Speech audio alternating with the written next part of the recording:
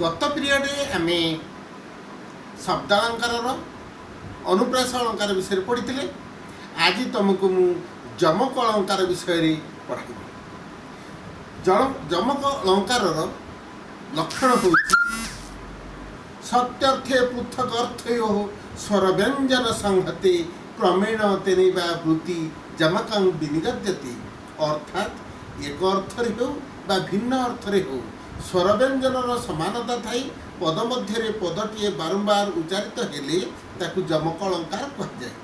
ये जमक अलंकार को चारि भाग विभक्त करा जाए, यथा आद्य जमक, प्रांत जमक, मध्य जमक एवं सर्वजमक।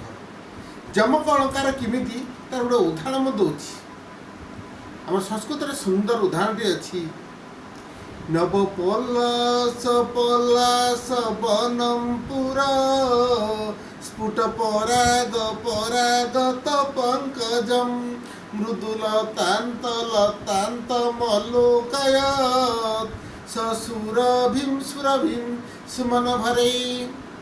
ठीक एमिति जो पद गुड़िक स्वर व्यंजन और व्यंजन मन समानता थाई बारंबार व्यवहृत होता है जमक अलंकार कहुए।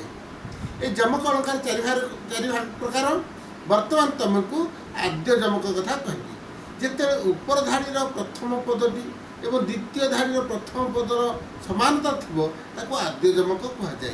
जमी बरजी बर से देई मानस बरजी बर से अमेध्य ग्रास, यहाँ है आद्य जमक।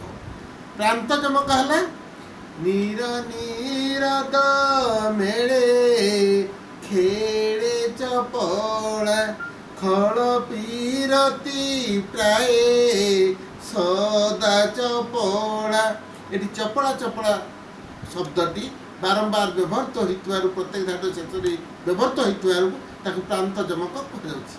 मध्य जमक बा माल जमक क्या कहुए ना जो पद मध्य पदटी बारंबार व्यवहृत हो।